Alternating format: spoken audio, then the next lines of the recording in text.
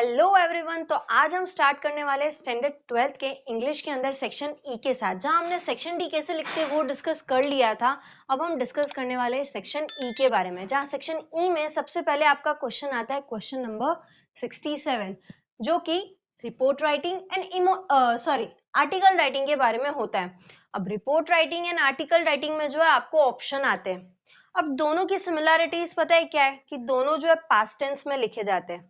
अब सबसे पहले हम डिस्कस करते हैं रिपोर्ट राइटिंग के बारे में कि वो कैसे लिखा जाता है। चाहे रिपोर्ट राइटिंग के अंदर सबसे पहले आपको स्टार्ट करना है टाइटल से। Title must be attractive. Title जो भी आपको दिया गया हो कि किसके बारे में रिपोर्ट लिखनी है, तो उसके अकॉर्डिंग ही जो है आपको टाइटल लिखना है। अब रिपोर्ट किसके थ्रू हो रहा है? बाय। ठीक टाइटल के नीचे जो है नीचे लिखना है बाय, कि रिपोर्ट कौन लिख रहा है, मेंशन करो कि ये किसके थ्रू रिपोर्ट है। समटाइम्स अगर स्कूल फेयरवेल के बारे में रिपोर्ट लिखना हो आपको, तो मेंशन इट कि ये जो रिपोर्ट है वो हेड गर्ल या फिर हेड बॉय लिख रहा है ना। या फिर नेक्स्ट, अगर कोई रिपोर्टर के बारे में या कोई इंसिडेंट के बारे में रिपोर्ट लिखनी है, ठीक है, तो मेंशन करो ना कि ये रिपोर्ट जो है रिपोर्टर के बाय रिपोर्टर है, कि रिपोर्टर जो है इस इंसिडेंट को पूरा डिस्क्राइब करेगा। हेड गर्ल जो है इस इंसिडेंट को पूरा डिस्क्राइब करेगी। अब जो जैसा इंसिडेंट दिया हो उसके अकॉर्डिंग ही जो है आपको बाय लिखना है। नेक्स्ट टॉपिक आता है डेट। डेट आपको वो मेंशन करनी है कि जिस दिन आप ये रिपोर्ट लिख रहे हो, वो डेट मेंशन नहीं करनी जिस दिन इंसिडेंट हो गया हो। आप जिस दिन रिपोर्ट लिख रहे हो उस दिन की डेट मेंशन करो। प्लेस, प्लेस में जनरली जो सिटी से आप बिलोंग करते हो, मेंशन द सिटी। ओके। अब नेक्स्ट, रिपोर्ट राइटिंग को लिखते कैसे हैं। अब रिपोर्ट राइटिंग में 3 पैराग्राफ से लिखो ना उसमें भी। अब उसमें ओवर राइटिंग भी नहीं होनी चाहिए कि बस जनरली एक पेज जितना हो तो इनफ है। एक पेज जितना जो है वो रिपोर्ट राइटिंग इनफ है। जहां फर्स्ट पैराग्राफ में आपको इंसिडेंट कब हुआ था, है ना, और किस बारे में इंसिडेंट है वो मेंशन करो। यानी कि जैसे मैंने एग्जांपल आपको दिया कि स्कूल फेयरवेल है, या स्कूल में कोई सेलिब्रेशन है, या फिर स्पोर्ट्स डे का है, या फिर समटाइम्स टूरिस्ट का हो, या फिर कोई भी तरीके का एग्जांपल हम ले, लेकिन इंट्रोडक्शन में किस बारे में हम लिख रहे हैं और वो इंसिडेंट कब हुआ था, यानी कि उसकी डेट जो है वो हम इंट्रोडक्शन में मेंशन कर देंगे। Got it. अब आप क्लियर हो गए होंगे कि इंट्रोडक्शन में हमें क्या लिखना है। नेक्स्ट आता है मेन मैटर, कि आपको फर्स्ट पैराग्राफ आपने तो लिख दिया, अब मेन मैटर में क्या लिखोगे। हमने डेट मेंशन कर दी, किस चीज के बारे में है हम रिपोर्ट लिखने वाले वो हमने मेंशन कर दी। मेन मैटर में डिस्कस करना है कि उस दिन क्या क्या हुआ था। उस दिन क्या क्या हुआ था। अब जैसे मैंने फेयरवेल का ही एग्जांपल लिया हुआ है, तो उसी के थ्रू ही मैं आपको एक्सप्लेन करूं। तो फेयरवेल के दिन आप लोगों ने स्कूल में क्या क्या किया था, वही सारी चीज जो है वो मेन मैटर आपको डिस्कस करना है सेकेंड पैराग्राफ के अंदर। जहाँ थर्ड पैराग्राफ के अंदर आप बता सकते हो कि किन किन स्टूडेंट्स को अवार्ड मिला, और ये जो हमारा पूरा फेयरवेल है वो बहुत अच्छा गया, है ना। एट दी एंड प्रिंसिपल ने भी हमारे स्पीच दी। कोई भी तरीके का आप असम्पशन करके जो है इसके अंदर लिख सकते हो।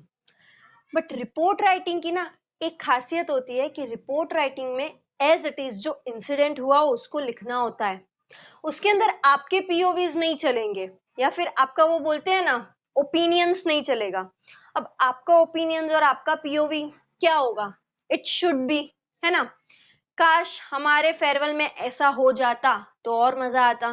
नहीं, you can't give your opinions, you have to write as it is the incident happened.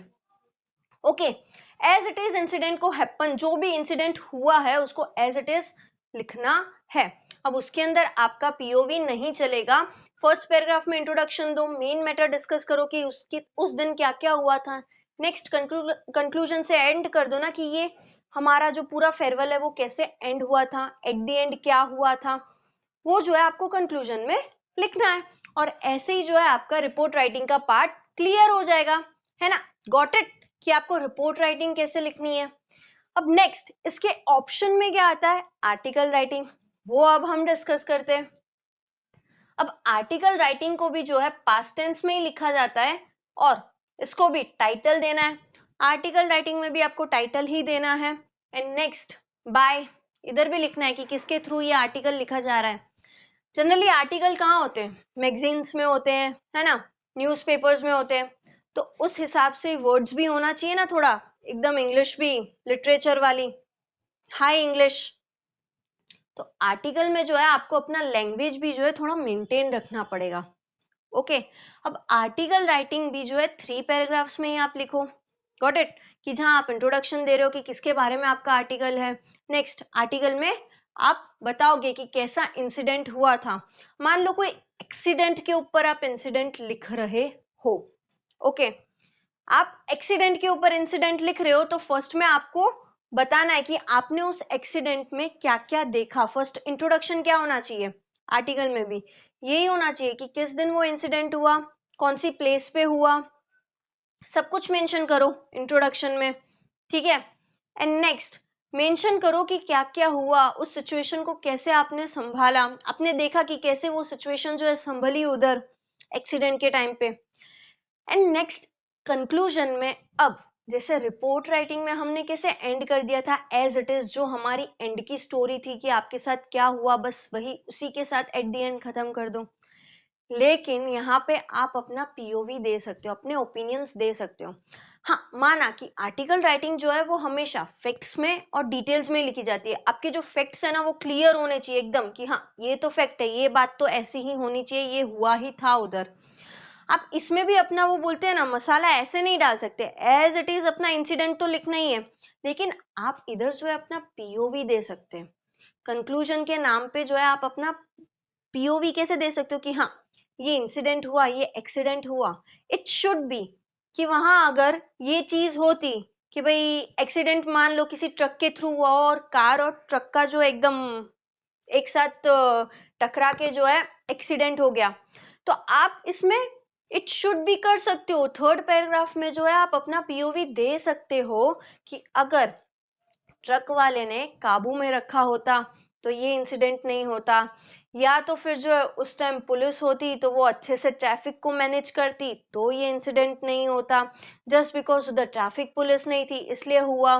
तो आर्टिकल के अंदर ना आप अपना पीओवी या फिर अपना ओपिनियंस दे सकते हो कि कैसे करना है। सिचुएशन ऐसी हो गई है लेकिन इस सिचुएशन को ऐसे भी संभाला जा सकता है। तो आर्टिकल और रिपोर्ट राइटिंग में यही डिफरेंस है कि यहाँ आपको इंसिडेंट एज इट इज लिखना है कि क्या हुआ था, और यहाँ पे जो है आप इंसिडेंट में एट द एंड अपने पीओवीज भी दे सकते हो कि इट शुड बी। या फिर समटाइम्स गवर्नमेंट कोई प्रॉब्लम कर रही हो तो हम गवर्नमेंट को भी बता सकते हैं कि आपको जो रूल्स एंड रेगुलेशंस में ये चेंजेस लाना चाहिए। डिपेंड करता है ना कि कैसा आपका टॉपिक है आर्टिकल का और रिपोर्ट का। बट दोनों जो चीज है लिखने में बहुत ज्यादा इजी है। ठीक है, डिपेंड करता है कि आपको फिर कैसा टॉपिक पूछा गया, और आप दोनों ही अटेम्प्ट कर सकते हो क्योंकि दोनों को लिखना तो पास्ट टेंस में ही है और ऑलमोस्ट फॉर्मेट भी जो है दोनों का सेम है।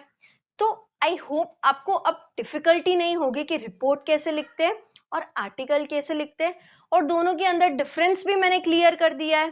ठीक है, तो उसके अकॉर्डिंग ही अब आपको लिखना है। अब यही जो है आपका क्वेश्चन नंबर 67 फिनिश हो जाता है कि जहां मैंने आपको एक्सप्लेन कर दिया रिपोर्ट और आर्टिकल कैसे लिखते हैं।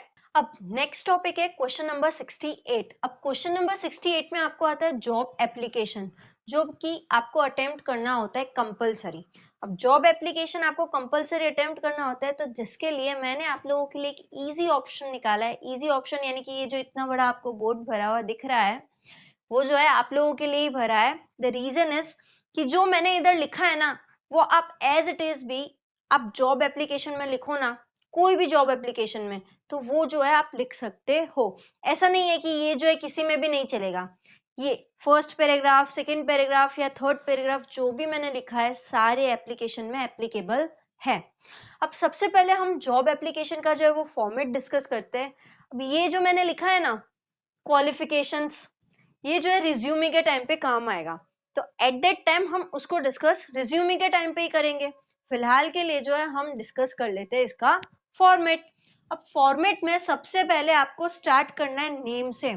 अब आपको इधर लिखना नहीं है कि नेम, एड्रेस या फिर सिटी, डायरेक्टली जो भी नेम हो, जैसे कि मान लो XYZ में ऑप्शन में ले रही हूँ, XYZ 12 Sunrises Residence, okay, Sunrises Residence, okay, Udhna, सूरत।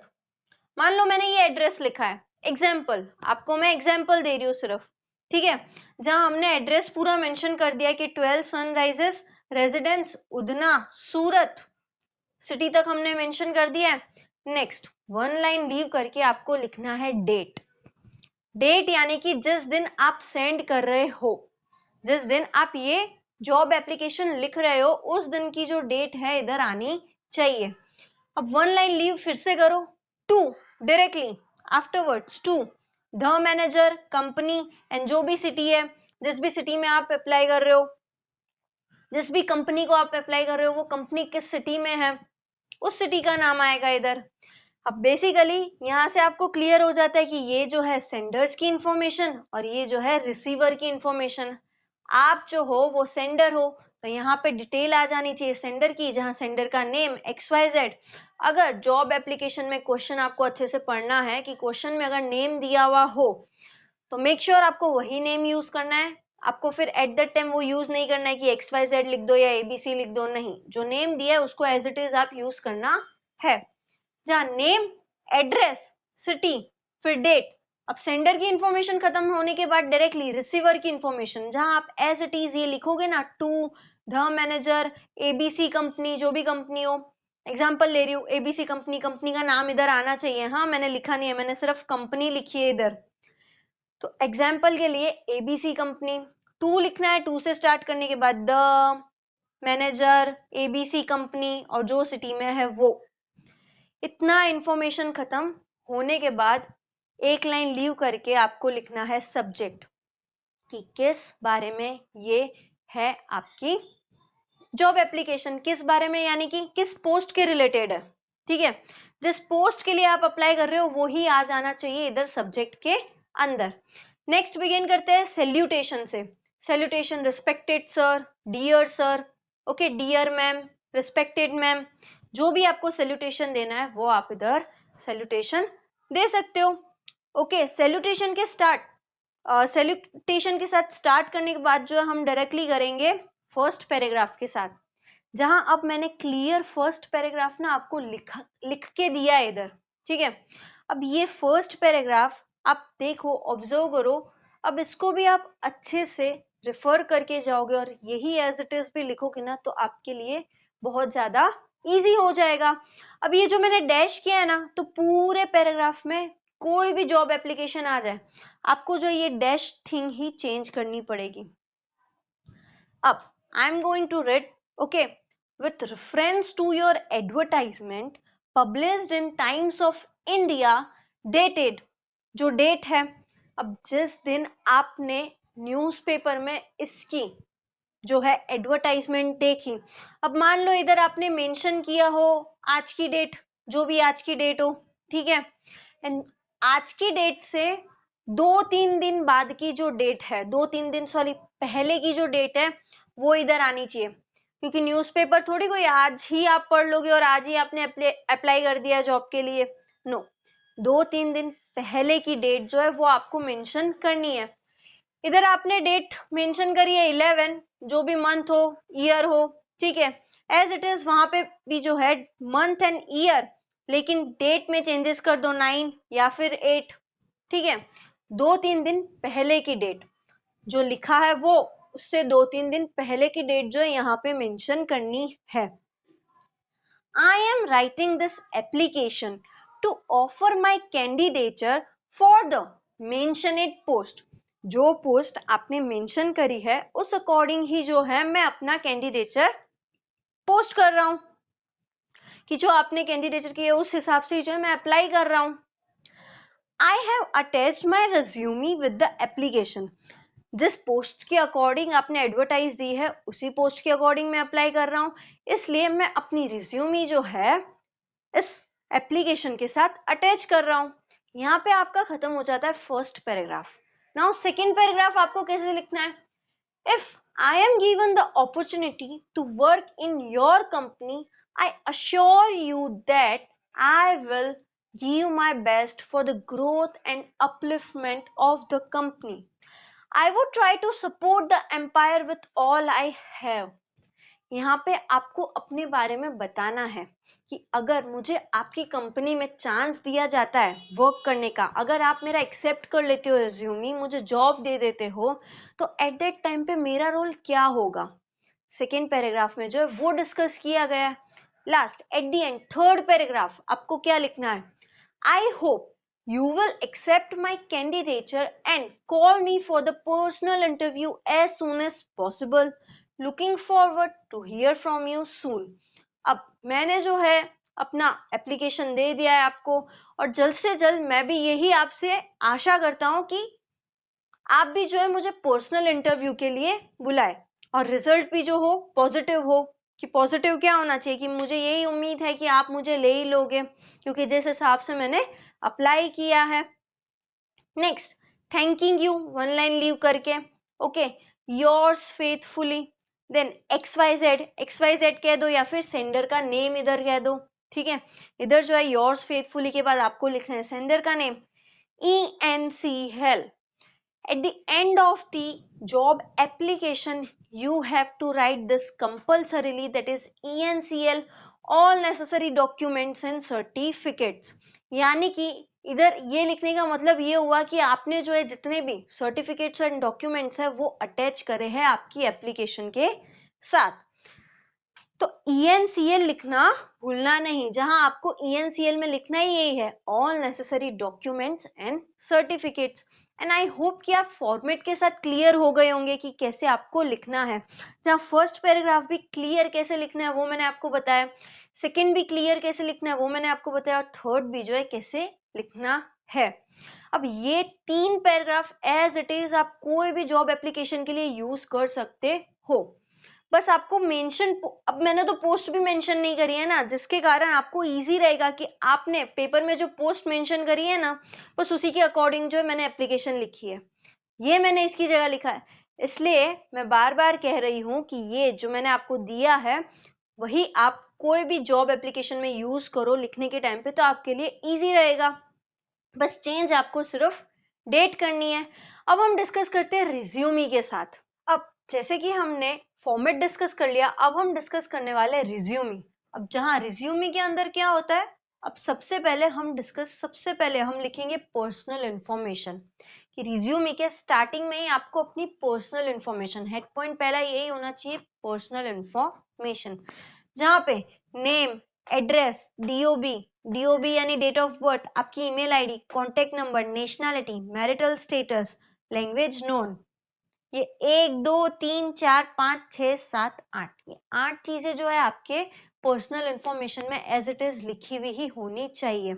और पता है ये लिखने के बाद ना, ये जो मैंने ये कोलन्स बनाए हैं ना, तो इसको भी ना एक प्रॉपर लाइन में ही रखना, चाहे तो भले वो बोलते हैं ना स्केल रख के भी, जहां लैंग्वेज नोन की स्पेलिंग खत्म हुई उसके बाद स्केल रख के जो है इन डॉट्स को भले ही बनाना, लेकिन इनको जो है प्रॉपरली लिखना, क्योंकि ये ही जो है एक प्रोफेशनल रिज्यूमी कैसे लिखी जाती है, ये छोटी छोटी बातों का भी जो है आपको ध्यान रखना होगा।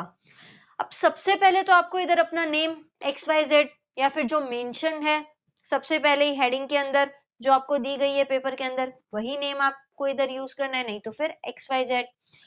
एड्रेस, अब एड्रेस जो है आपको नहीं लिखना है, क्योंकि हम जब एप्लीकेशन लिख रहे थे ना, तो एट दैट टाइम पे सेंडर्स एड्रेस में हमने अपना एड्रेस जो है मेंशन कर दिया, तो इधर ये जो फॉर्मेलिटी के लिए हमने एड्रेस लिखा है उसकी जगह पे इधर लिख देंगे एज अबव, जो कि हमने अबव एप्लीकेशन में दे रखा है आपको एड्रेस, उधर जाके देख लेना है अभी वापस से, हम इधर नहीं लिखने वाले, हम मेहनत नहीं करने वाले, आप पेज पलटा के मेहनत कर लेना कि एज अबव एड्रेस देख लेना।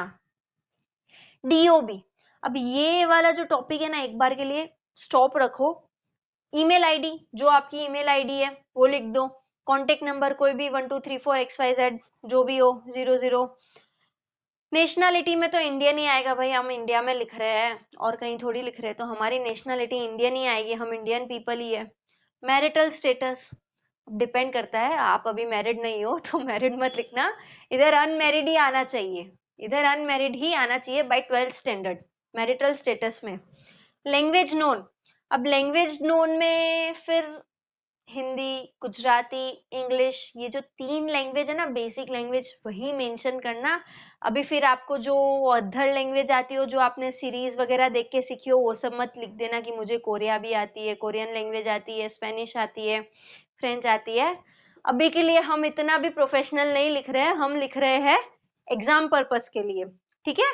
तो हम सिर्फ 3 लैंग्वेज ही मेंशन करेंगे, बाकी की और नहीं, जो हमें एक्स्ट्रा ऑर्डिनरी हमने सीरीज देख के या और कहीं से सीखी हो, ठीक है। अब लैंग्वेज नोन के बाद टॉपिक जो मैंने स्टॉप किया था डेट ऑफ बर्थ के, डेट ऑफ बर्थ आपको कैसे लिखनी है। अब डायरेक्टली हम कूद जाते हैं, ये जो मैंने इतना बड़ा लिखा है ना क्वालिफिकेशन, जो कि आपके लिए बहुत ज्यादा हेल्पफुल होगा।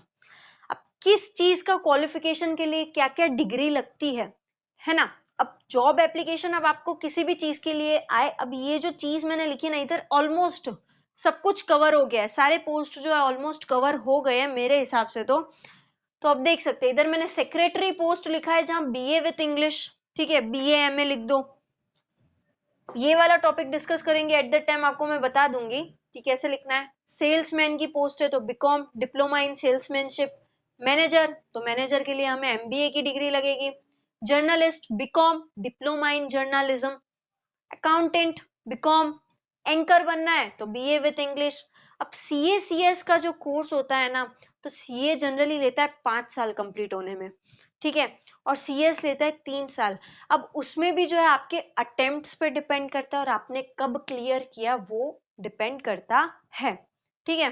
बैंक मैनेजर को लगता है एमकॉम, सेकेंडरी टीचर को लगता है बीएड, और एचएससी, एचएससी यानी कि हायर सेकेंडरी की जितनी भी टीचर्स होती है उनको क्लियर करना पड़ता है बीएड प्लस एमएड, बैचलर और मास्टर दोनों। अब कंप्यूटर प्रोग्रामर, अगर कोई कंप्यूटर प्रोग्रामर के बारे में आया है, कंप्यूटर के रिलेटेड आया है कोई भी पोस्ट, तो उनको लगती है डिग्री बीसीए एमसीए। और नेक्स्ट प्रोफेसर, अगर प्रोफेसर के लिए अप्लाई करना है आपको कि मुझे प्रोफेसर बनना है, तो प्रोफेसर के लिए डिग्री लगती है bachelors, masters plus PhD, okay. अब ये सारी डिग्रीज जो मैंने लिखी है वो भी आपको याद रखनी है, इधर उधर किसी को गुस्सा मत देना, मिक्सअप मत कर देना, ठीक है। अब एसएससी पता है हमारी कब क्लियर होती है, एसएससी यानी कि हम सेकेंडरी में होते हैं, हमारा 10th स्टैंडर्ड कब क्लियर होता है, जब हम 16 साल के हो जाते हैं, तब हमारा 10th स्टैंडर्ड जो है वो क्लियर हो जाता है। और जब हम 18 ईयर्स के होते हैं ना, तो हम एचएससी क्लियर कर लेते हैं। जब हम 18 ईयर्स के होते हैं, एट द एज ऑफ 18 हमारी एसएससी क्लियर होती है, एट द एज ऑफ 21 हमारा बैचलर्स क्लियर होता है, हमारा जो बैचलर की डिग्री होती है ग्रेजुएशन की। अब ग्रेजुएशन की डिग्री 3 साल में कंप्लीट हो रही है, ठीक है। अब समटाइम्स मास्टर 2 साल का भी होता है, 3 साल का भी होता है, डिपेंड करता है। अब आपको मैंने एमसीए इधर लिखवाया ना कंप्यूटर प्रोग्रामर के लिए, तो एमसीए में जो है 3 इयर्स लगते हैं, यस मास्टर्स में भी जो है 3 इयर्स लगते हैं, लेकिन बाकी सारे मास्टर्स में जो है वो 2 इयर्स ही लगते हैं। तो डिपेंड करता है कि जब आप एमसीए लिख रहे हो तो आपको याद रखना है कि एमसीए के लिए 3 साल लगते हैं, तो उस हिसाब से ही जो है आपको डेट मेंशन करनी, आपको उस हिसाब से जो ईयर मेंशन करना है। जहाँ बैचलर्स के लिए 3 इयर्स, मास्टर्स के लिए 2 इयर्स, लेकिन एमसीए का जो मास्टर्स होता है उसके लिए 3 इयर्स। बीएड, अब बीएड जो बैचलर्स होता है उसके लिए 2 इयर्स लगता है। अब बीएड ऐसी डिग्री है जिसके बैचलर्स में ही खाली 2 साल जा रहे हैं, ठीक है। तो वैसी सारी जो छोटी छोटी बातें आपको ध्यान में रखनी है। अब नेक्स्ट जहां से हम टॉपिक कंटिन्यू करते हैं, जहां से हम रुके थे, academic background.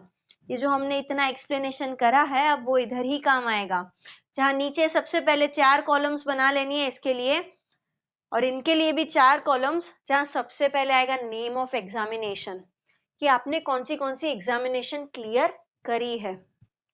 Year of passing, कौन से साल में वो एग्जाम्स आपने क्लियर करी है, पास आउट हो गए हो आप।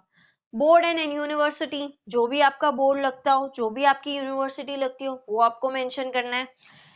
एंड जितने भी आपने एग्जाम्स पास आउट किए उन सब में आपके कितने कितने परसेंटेज रहे हैं, ठीक है। अब जैसे कि डीओबी का टॉपिक मैंने स्टॉप किया था, उसको अब इससे कनेक्ट करना है, किससे, एकेडमिक बैकग्राउंड से। अब अभी तक में हम एज कहीं पे भी डिस्कस नहीं कर रहे थे, है ना। अब एज यहाँ पे ये आपका डीओबी जो है, जो आप लिखोगे ना, वही इन सब का कंक्लूजन होगा। कैसे? अब जैसे कि मैंने एग्जांपल में लिए 1998 की एज, कि जिस पर्सन के हिसाब से या जिस पोस्ट के हिसाब से मैं लिख रही हूँ, मैंने अपनी डेट ऑफ बर्थ जो है एग्जांपल के लिए डाल दी है कि जाई मान लो 1/1/1998, 1/1/1998 की मैंने बर्थ डेट जो है डाली है। अब 1998 के अकॉर्डिंग आप 16 इयर्स के कब होंगे, तो वो ईयर होगा 2014। अब वो फिर आपको काउंट करते आना चाहिए, ठीक है। 1998 को हम काउंट नहीं करेंगे, 1999 से स्टार्ट करेंगे, क्योंकि 1999 में ही आप 1 ईयर के हो जाओगे ना। तो उस अकॉर्डिंग जब हम काउंट करना स्टार्ट करेंगे तब हम 16 इयर्स के कब होंगे, तो वो होगा ईयर 2014। 18 इयर्स के कब होंगे, तो वो होगा ईयर हमारा 2016। 21 इयर्स के कब होंगे, तो वो होगा हमारा 2019। और 23 एज के कब होंगे, तो वो होगा हमारा 2021।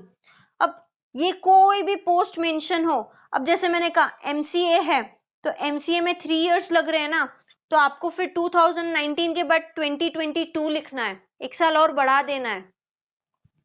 डिपेंड करता है ना, फिर उस हिसाब से आपको एज काउंट करनी है, और ये चीज ना आपको काउंट करनी आनी चाहिए। अगर इसमें आप मिस्टेक कर दोगे ना तो आपके मार्क्स कट होंगे। सो मेक श्योर ये डेट जिस अकॉर्डिंग डाल रहे हो उस डेट के अकॉर्डिंग अच्छे से काउंटिंग करो, और ये लिस्ट जो है अच्छे से लिखो। नेक्स्ट, पोस्ट मेंशन आपको करनी है, जो आपको जॉब जिस हिसाब से आप अप्लाई कर रहे हो, जो मेंशन है क्वेश्चन में, उस हिसाब से ही आपकी इधर की डिग्री आनी चाहिए। एसएससी और एचएससी तो कंपलसरी आपको लिखना ही है, लेकिन मेन पॉइंट ना यहाँ ही अटकते हो, बैचलर्स एंड मास्टर्स। समटाइम्स अगर आपको पूछ ले कंपनी सेक्रेटरी के बारे में या फिर सीए के बारे में, तो एट दैट टाइम पे ना आप सिर्फ बीकॉम लिखोगे और बीकॉम के ऊपर सीए लिख दोगे ना तो भी चलेगा। अब कैसे लिखना है, बीकॉम के तो 3 साल आपने लिए, ठीक है, साथ साथ में आपने सीए कब क्लियर किया वो ईयर लिख दो, क्योंकि सीए इज लाइक कि आप एक भी अटेम्प्ट दो उसमें भी क्लियर कर दो, आपको 2-3 अटेम्प्ट लग जाए या 3-4 अटेम्प्ट लग जाए, डिपेंड करता है ना आपकी डिग्री पे कि वो कब क्लियर हो रही है। तो जिस समय आपका सीए क्लियर हुआ है उस टाइम पे ही जो है आप इधर लिख दो। अब आप बोलते हैं ना एकदम प्रोफेशनली तो नहीं लिख रहे हो, अभी के लिए एग्जाम पर्पज से लिख रहे हो, तो फिर 5 इयर्स के अकॉर्डिंग ही काउंट करना कि 2-3 साल जब मैं बीकॉम कर रहा था तब से ही मैंने जो है सीए स्टार्ट कर दिया है, और बाकी के जो 2 साल है, अब सीए में ना 5 साल लगते हैं, सीए में 5 साल और सीएस में 3 साल लगते हैं करने में। अब सीए बीकॉम के साथ हमने स्टार्ट कर दिया है, तो 3 साल बीकॉम के तो 2019 हम एज इट इज लिखेंगे और 2021 भी एज इट इज लिख देंगे, कि भाई बाकी जो हमने ऊपर सीए लिखा है वहां तक हमारी 2021 में हम फाइनल भी हमने क्लियर कर दी थी और हम सीए बन गए थे। किसमें कितने कितने परसेंटेज बने, किस बोर्ड से, अब इधर तो आपका जीएसईबी बोर्ड कंपलसरी, ठीक है, और इधर आएगा जीएचएसईबी बोर्ड, और जिस भी यूनिवर्सिटी से ये दोनों डिग्री ली है वो। अब सीए अगर पोस्ट आ रहा हो तो आपको फिर जो चार्ट एंड अकाउंट का इंस्टीट्यूट है या फिर जो इंडिया में जहां से चार्ट एंड अकाउंटेंट का रिजल्ट आता है वो इंस्टीट्यूट जो है वो आपको मेंशन करना है। कुल मिला के आपको इधर मेंशन यही करना है कि आपने किस यूनिवर्सिटी से क्लियर करा है। Got it. अब सीएस के बारे में मैंने आपको बता दिया, बाकी के भी जो मैंने पोस्ट दिए हैं ना, ये अगर आप ये याद रखोगे तो आपके लिए जो है ये चीज बहुत ज्यादा इजी हो जाएगी, ठीक है, ये चीज बहुत ज्यादा इजी हो जाएगी। और परसेंटेज तो भाई जो अपने मन से हो वो लिख दो, पर मन से भी फिर सीक्वेंस में लिखना कि यहाँ भले आप 85 लिख रहे हो, 80 लिख रहे हो, लेकिन यहाँ पे ना थोड़ा लिमिट में परसेंटेज लिखना, क्योंकि हमारा जब पढ़ने का लेवल आगे होता है ना तो इतने बोर्ड और यूनिवर्सिटी में नहीं आते। यहाँ आपने 80 की लाइन में अगर मेंशन करे तो मेक श्योर यहाँ पे 7 की लाइन में या फिर 6 की लाइन में ही मेंशन करो, वही सही लगेगा। क्योंकि ऐसे मेंशन करोगे कुछ भी कि इधर 85 लिख दिया इधर 95 लिख दिया, नो, वो अच्छा नहीं लगेगा। तो ये भी जो है परसेंटेज भी सीक्वेंस में मेंशन करना जो आपको सही लगे। अब आपको क्लियर हो गया होगा कि एकेडमिक बैकग्राउंड कैसे लिखते हैं, इन सब चीजों के लिए ये लिस्ट आपको याद होनी चाहिए। डेट ऑफ बर्थ भी अच्छे से लिखना होगा, तभी जाके जो है उसी अकॉर्डिंग काउंटिंग करनी होगी। अब नेक्स्ट टॉपिक आता है, नेक्स्ट हेड पॉइंट आता है अदर अचीवमेंट्स। अदर अचीवमेंट्स में 2-3 पॉइंट लिख दो कि जिसमें आपने लाइफ में क्या क्या अचीवमेंट किया है। टिल स्कूल लेवल में भी कुछ भी बना के लिख दो ना, कि मैंने जो है इस लेवल पे इंटरनेशनल खेला है, इस लेवल पे जो है मैंने पार्टिसिपेट किया है, जीते भले ही नहीं हो, एटलीस्ट तुमने पार्टिसिपेट किया है ना। तो वो सारे जो है तुम अपने अचीवमेंट्स लिखो, जो भी हो। अब हमने अदर अचीवमेंट्स देख लिया, अब बारी आती है एक्सपीरियंस की। अब एक्सपीरियंस भी हम में होना जरूरी है ना, कि हम जिस फील्ड के लिए अप्लाई कर रहे हैं उसमें हमें कितना एक्सपीरियंस है। तो जहां हमने ईयर एंड किया है 2021 में, उसके ठीक बाद जो हमने ज्वाइन कर ली है 2022 में जॉब, तो ये I have been working in PQR company since 2022। अब मेक श्योर आपको ये मिस्टेक नहीं करनी है कि जो कंपनी आपने रिसीवर के एड्रेस में मेंशन करनी है as it is same company जो है यहाँ पे मेंशन मत करना। Got it. अब आपको इधर दूसरी कंपनी का एक नेम देना है कि भाई मैं इस कंपनी में पहले जॉब करता था और मैं सिंस 2022 से इधर ज्वाइन हूँ। अब जो है ऑनगोइंग जॉब के बीच में आप दूसरी जॉब के लिए अप्लाई कर रहे हो ना, तो सिंस 2022 से जो है मैं उस जॉब के लिए अप्लाई कर दिया हूँ और उधर जो है मैं जॉब कर रहा हूँ। अब भी ऑनगोइंग में आप तो अप्लाई कर रहे हो ना न्यू जॉब के लिए, तो वो आपको कहीं मेंशन नहीं करना है, सिर्फ यही बताना है कि आप PQR कंपनी में 2022 से जॉब कर रहे हो उस फील्ड में। अब आपका रीजन क्या है चेंज का? For better prospect. आपका बेटर प्रोस्पेक्ट हो इसलिए चेंज कर रहे हैं। एक्सपेक्टेड सैलरी, हम सैलरी कितनी एक्सपेक्ट कर रहे हैं जो हम चेंज कर रहे हैं, निगोशिएबल। ओके, जितनी आप देनी चाहो निगोशिएबल है। अब नेक्स्ट टॉपिक आता है रेफरेंस का। अब रेफरेंस में आपको मेंशन करना है 2 पीपल को जिनको आप बोलते हो ना ट्रस्ट हो आपके ऊपर, वैसे जहां आप मेंशन कर सकते हो आपके ऑफिस के जो HRM है उनका, या फिर ऑफिस के डायरेक्टर है उनका, या फिर सेकंड रेफरेंस दे सकते हो किसका? प्रिंसिपल का, चाहे वो स्कूल के प्रिंसिपल हो चाहे वो कॉलेज के प्रिंसिपल हो। जहां हमें फर्स्ट में ही जिसका भी हम 2 पीपल का रेफरेंस दे रहे हैं उनका नाम, उनकी पोस्ट, ठीक है, वो किस कंपनी में। अब अगर मैं आपको एग्जांपल दूं ना तो बेटर है कि रेफरेंस फर्स्ट जो है जिस कंपनी में हम करंटली वर्क कर रहे हो ना उधर के ही जो ओनर है उनका ही दे, उधर के ही जो मेन हेड है उनका ही रेफरेंस हम दे, जहां उनका नेम आ जाना चाहिए, जहां उनकी पोस्ट आ जानी चाहिए। कि अगर हम पोस्ट में लिखे मैनेजर, ठीक है, मान लो हम जिस कंपनी में वर्क करें उस मैनेजर का जो है हम रेफरेंस दे रहे हैं, द पोस्ट उसकी मेंशन आ जानी चाहिए, सॉरी उसका जो पोस्ट है वो हमें मेंशन करना है। ओके, जिस कंपनी में हम काम कर रहे हैं PQR कंपनी वो लिख देना है, और किस सिटी में है वो मेंशन कर देना है। ये हमारा फर्स्ट रेफरेंस हो गया। अब सेकंड रेफरेंस जो है हमें लिखना है नेम, कोई भी एग्जांपल हम नेम लिख सकते हैं, फिर द प्रिंसिपल, कन्वेंट स्कूल लिख सकते हैं, कोई भी स्कूल, मान लो एग्जांपल मैंने बोला है कन्वेंट स्कूल, ठीक है, कन्वेंट स्कूल, या फिर कोई भी कॉलेज का नेम हम लिख सकते हैं, और लास्ट में आ जाएगा सिटी। एंड अब पूरे फॉर्मेट से आई होप आप क्लियर हो गए होंगे कि रिज्यूमी कैसे लिखते हैं प्रॉपरली, कि जहां पर्सनल इंफॉर्मेशन, नेक्स्ट आता है एकेडमिक बैकग्राउंड, फिर आता है अदर अचीवमेंट्स कि हमने क्या क्या अचीव किया, फिर आता है एक्सपीरियंस, और एट द एंड आ जाता है रेफरेंस। और रिज्यूमी से भी आप क्लियर हो गए होंगे, जहां आज क्लियरली मैंने आप लोग को एक्सप्लेन कर दिया है फॉर्मेट कैसे लिखते हैं और रिज्यूमी कैसे लिखते हैं। और अब कोई प्रॉब्लम जो है आपको होनी भी नहीं चाहिए, और क्लियरली अच्छे से अटेम्प्ट भी बोर्ड्स के पेपर में आप करने चाहिए।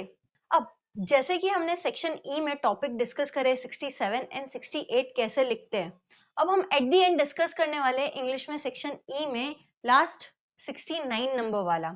ओके, अब 69 नंबर वाले में आपको ऑप्शंस आते हैं, जहां आपको ऐसे राइटिंग एंड स्पीच राइटिंग में चूज करना होता है कि क्या आप लिख सकते हो, जो कि आपके ऊपर डिपेंड करता है कि आपको स्पीच राइटिंग ज्यादा कंफर्टेबल है या फिर ऐसे राइटिंग कंफर्टेबल ज्यादा है। लेकिन हम सीखेंगे दोनों ही, जो आपको कंफर्टेबल हो एट द एंड आप वो लिख सकते हो। अब इधर पहुंचते पहुंचते ना मुझे पता है सारे के सारे स्टूडेंट्स थक जाते हैं कि यार अभी तो ऐसे भी पूरा हमको लिखना है 3 पेज जितना। हाँ, एटलीस्ट लेंथ 3 पेजेस जितनी तो होनी चाहिए, कि भाई 3 साढ़े 3 पेज का लिखो, 4 पेज का लिखो तो वाह वाह है, फिर तो बहुत ज्यादा ही अच्छी बात है कि आप में इतनी कैपेसिटी भी है कि आपने इतना अच्छे से अटेम्प्ट किया हो।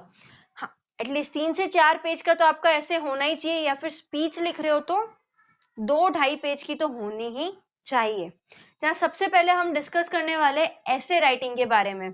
अब ऐसे राइटिंग जहाँ सबसे पहले आपको हेडिंग जो है वो तो अच्छे से लिखी देनी है, सप्लीमेंट्री के 2-3 लाइन लेके एकदम अच्छे से एट दी स्टार्टिंग। अब फर्स्टली आपको स्टार्ट करना है इंट्रोडक्शन से, जहाँ प्रॉपर इंट्रोडक्शन ही जो है आपका मायने रखता है। ऐसे राइटिंग में क्या टॉपिक आपको दिया गया है, या फिर क्या टॉपिक्स आप चूज कर रहे हो जो पेपर में दिया है, उसमें भी समटाइम्स आपको 2 टॉपिक्स दिए होते हैं, उसमें से भी आप कोई एक लिखते हो ना ऐसे में भी। तो ऐसे में भी जब आप टॉपिक चूज कर रहे हो तो अच्छे से ध्यान से करना कि जहां आपको पता हो कि यहाँ मेरी थिंकिंग अच्छी हो सकती है और यहाँ मुझे अच्छा कंटेंट लिखना आता है। बिना सोचे समझे मत कर देना, और फटाफट लिखने के चक्कर में तो बिल्कुल मत करना, क्योंकि ऐसे राइटिंग भी बहुत ज्यादा इजीएस्ट पार्ट है। और यहाँ आते आते जैसे कि मैंने पहले ही बोला एट दी स्टार्टिंग कि आप थक जाओगे, लेकिन सोचना बंद मत करना, अपनी ओवर थिंकिंग जो है वो स्टार्ट ही रखनी है इंग्लिश के पेपर में। अब इंट्रोडक्शन तो आपने दिया, जहां इंट्रोडक्शन में आपको टॉपिक रिलेटेड मेंशन करना है कि आप अभी के लिए क्या लिख रहे हो। अभी के लिए यानी कि इंट्रोडक्शन यानी कि वही कि अभी के टाइम में टॉपिक रिलेटेड क्या सिचुएशन चल रही है, तो वही चीज जो है आपको इंट्रोडक्शन में इंक्लूड करना है। अब next, quotes, facts and figure. Generally अगर आप ऐसे राइटिंग में जो है क्वोट्स एंड फिगर्स मेंशन करोगे ना, बहुत ज्यादा ऐसे अच्छा लगेगा। यही मान लो कि पूरे ऐसे में जो है क्वोट्स एंड फैक्ट्स तो आने ही चाहिए, उसी से ही जो है आपका ऐसे अच्छा लगेगा। जितने अपने खुद के फैक्ट्स रखोगे, समटाइम्स आपको अगर टॉपिक रिलेटेड फैक्ट्स नहीं पता हो, ठीक है, लेकिन आप अपने हिसाब से तो फैक्ट सोच सकते हो कि हाँ भाई ये बात तो है ही ऐसी, ये बात तो फैक्ट है, तो लिखो उसे इंग्लिश में, वो भी 2 इन्वर्टेड लाइंस, 2 इन्वर्टेड कॉमा के अंदर, आफ्टर पैराग्राफ, एक पैराग्राफ खत्म हो जाए उसके बाद। और क्वोट्स तो आपको मैंने बोला ही मेंशन करो ही करो। बिना क्वोट्स एंड फैक्ट्स के ऐसे ना, एकदम ऐसे बोलते हैं ना, बिना नमक की दाल, सेम वही लगेगा। लेकिन हम बिना नमक के चलता नहीं है हमारा, तो वैसे ही ऐसे को भी जो है क्वोट्स एंड फैक्ट्स के बिना चलता नहीं है। तो आपको जिसके बिना चलता नहीं, तो आपको चलाना भी नहीं है, आपको क्वोट्स एंड फैक्ट्स मेंशन करना है। अब focus on social themes. Sometimes आपको टॉपिक दे दियो कोई सोशल थीम बेस्ड हो, पॉपुलेशन हो, या फिर कह सकते हैं पॉल्यूशन हो, या फिर समटाइम्स मोबाइल एंड टेक्नोलॉजीज को लेके कोई भी सोशल रिलेटेड आपको अगर टॉपिक आ रहा हो, तो उसमें तो फिर सोचने की जरूरत नहीं है, आपको फैक्ट्स एंड कोट्स आने भी चाहिए उसमें। एंड सोशल, या आप लोग अभी एक्टिव भी बहुत हो, ऐसा तो नहीं है कि अभी की यूथ जो है वो सोशल मीडिया यूज ही नहीं कर रही है, सोशल मीडिया यूज कर रहे हो ना, तो जिसके कारण अगर आपका सोशली कॉन्सेप्ट क्लियर होगा ना, तो आप चीजों को लेकर बहुत ज्यादा क्लियर होंगे और कॉन्सेप्ट आप अच्छे से लिख पाओगे, और कंटेंट तो आपको पूछो ही मत, कंटेंट ही कंटेंट रहेगा आपके पास। तो इंट्रोडक्शन में आपको सिर्फ मेंशन करना है कि क्या इंट्रोडक्शन है इस टॉपिक रिलेटेड, क्या आप इंट्रो कर सकते हो कि इस टॉपिक में क्या क्या आना चाहिए, अभी की सिचुएशन क्या है, इतना इंट्रोडक्शन लेके नेक्स्ट अपना कोट लिख दो। नेक्स्ट चालू कर दो सेकेंड पैराग्राफ से, जहां आपको मेन बॉडी डिस्कस करनी है। अब ऐसे जो है 3 पैराग्राफ्स में नहीं लिखना है।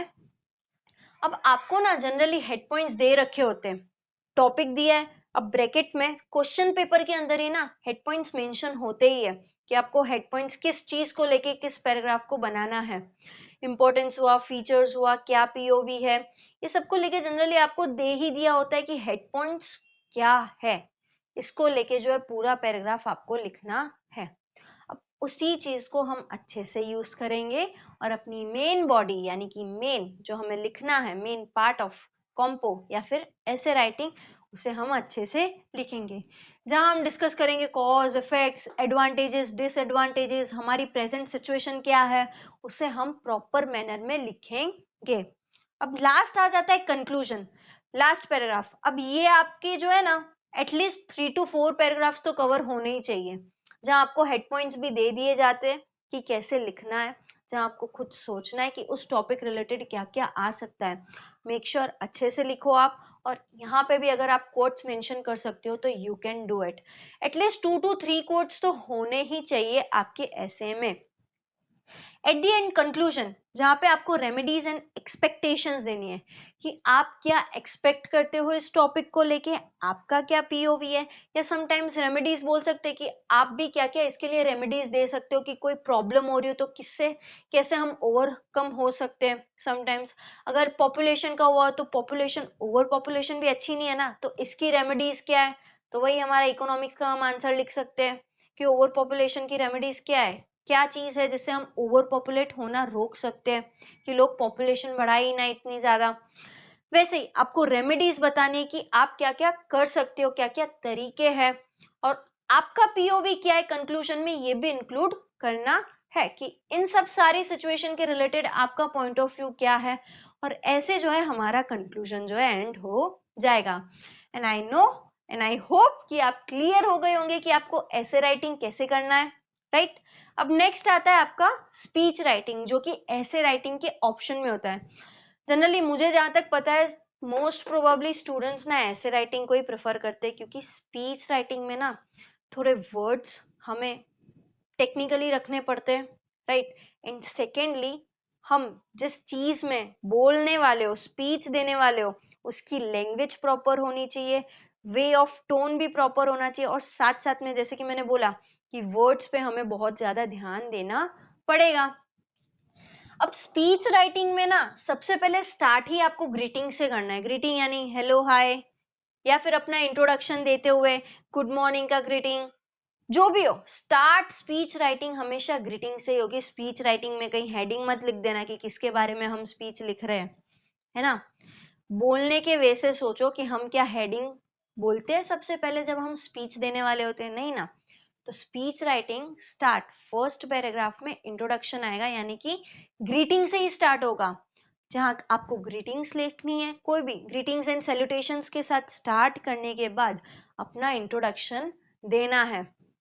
Then topic should be mentioned with the opening of sentence. जहां आपका सेंटेंस बोल के ओपन हो रहा हो, इंट्रोडक्शन खत्म, ग्रीटिंग्स खत्म, जहां आपका सेंटेंस स्टार्ट हो रहा हो ना कि मेन टॉपिक को रिलेटेड, वहां आपको मेंशन कर ही देना है कि मेरी स्पीच किसके रिलेटेड है, या फिर आज मैं किस बारे में स्पीच डिस्कस, या फिर मेरा जो टॉपिक है मैं किस बारे में डिस्कस करने वाली हूँ, राइट। ये चीज जो है आपको क्लियरली पहले सेंटेंस में at the top of second paragraph में ही बता देनी है। Next, express POV of person can include examples and related to topic. Express POV of person, क्या आपका पॉइंट ऑफ व्यू है इन सब चीजों को लेके। स्पीच में सारी चीजें आपको इंक्लूड करनी है कि आप जो जो इंक्लूड कर सकते हो, डिपेंड करता है ना टॉपिक के रिलेटेड। जंक फूड के रिलेटेड आपका क्या पीओवी है, पॉपुलेशन हुआ, या फिर वही हमारे जितने भी मैंने एग्जांपल्स लिए पॉपुलेशन, या फिर टेक्नोलॉजी को लेके जो भी आपको स्पीच देनी हो, या समटाइम्स किसी चीज की सेमिनार हो, या किसी एग्जाम रिलेटेड आपको स्पीच देनी हो, सब कुछ जो है अलग अलग पीओवीज रखते हैं। तो उस टाइम पे आपको उसी वे में थिंक करना है कि कैसे आप स्पीच लिख सकते हो। मेक श्योर वर्ड्स आपके टेक्निकल होने चाहिए, क्योंकि आप बोलने वाले हो, इसमें फिर वो नॉर्मल आपकी इंग्लिश नहीं चलेगी। इसलिए that's why I used to suggest कि ऐसे राइटिंग जो आप प्रेफर करो, बिकॉज यहाँ पे आपको अच्छे से अपनी प्रॉपर लैंग्वेज यूज करनी पड़ेगी, प्रॉपर वर्ड्स पे ध्यान देना पड़ेगा। नेक्स्ट, आप ना साथ साथ में जब स्पीच दे रहे हो ना, तो टॉपिक रिलेटेड एग्जाम्पल्स भी क्रिएट कर सकते हो और एग्जाम्पल भी समझा सकते हो, अपने कोई भी मन बनाए हुए एग्जाम्पल। अब मेक श्योर फिर उस एग्जाम्पल में लॉजिक हो, इसलिए ही तभी वो एग्जाम्पल कहलाएगा, और आप जो एग्जाम्पल दे रहे हो वो मीनिंगफुल भी होगा और दिखेगा भी कि हाँ भाई टॉपिक रिलेटेड जो है वो एग्जाम्पल अच्छा बैठ रहा है। तो एग्जाम्पल इंक्लूड कर दोगे ना आपकी स्पीच में, तो वो बोलते हैं ना एक अलग ही खिलावट आ जाएगी आपके स्पीच राइटिंग में। Next, conclude in a proper manner. अब स्पीच राइटिंग जो है उसका फायदा ये है कि जैसे मैंने कहा कि एटलीस्ट 4 पेज, 3.5 4 पेज जितना तो आपका ये होना ही चाहिए। लेकिन स्पीच राइटिंग का जो कंटेंट है, कितनी देर तक स्पीच दोगे भाई, सामने वाला भी बोर हो जाएगा, इतनी लंबी हम स्पीच लिख भी नहीं पाएंगे। स्पीच राइटिंग 2 पेज जितनी या 2.5 पेज जितनी इनफ है, ओके। अब स्पीच राइटिंग में इतना कंटेंट भी आपको लिखना है एकदम परफेक्ट मैनर में, और कंक्लूड करना है, conclude in a proper manner. पूरी स्पीच एक्चुअल में कैसी लगनी चाहिए कि हाँ भाई प्रोफेशनली लग तो रही है ना, कि हाँ ये स्पीच ही लग रही है ना, ये नॉर्मल सेंटेंसेस तो नहीं लग रहे हैं ना। इसलिए स्पीच राइटिंग को लिखो, वर्ड्स के ऊपर काबू होना चाहिए, लैंग्वेज एकदम टेक्निकल वाली होनी चाहिए, एकदम इंग्लिश हाई होना चाहिए आपका। ओके, तभी जो है आप लोग स्पीच राइटिंग अच्छे से अटेम्प्ट कर पाओगे। एंड एट द एंड बोलना भूलना मत थैंक यू, कि भाई थैंक यू। हम बोलते हैं ना कोई भी चीज हो, हमने स्पीच दी है, इतना बोला है, सामने वाले ने सुना है, तो वो सामने वाले ने इतना सुना है तो उसके लिए हम लिख देंगे ना कि भाई थैंक यू। स्पीच में हमें at the end thank you भी इंक्लूड करना है। Got it? अब आई होप आप पूरे सेक्शन ई के टॉपिक से क्लियर हो गए होंगे कि कैसे 67 लिखते हैं, कैसे 68 लिखते हैं और कैसे 69 लिखते हैं। और यहाँ हमारा इंग्लिश का पेपर भी खत्म हो जाता है, जो आपको एकदम स्पीड में लिखना है। Thank you for this video. I hope standard 12th को ये वीडियोस जो है अच्छे लगे होंगे, जो मैंने कवर किए सेक्शन डी एंड ई के लिए, एंड सारे टॉपिक्स भी आपको क्लियर हो गए होंगे। Thank you.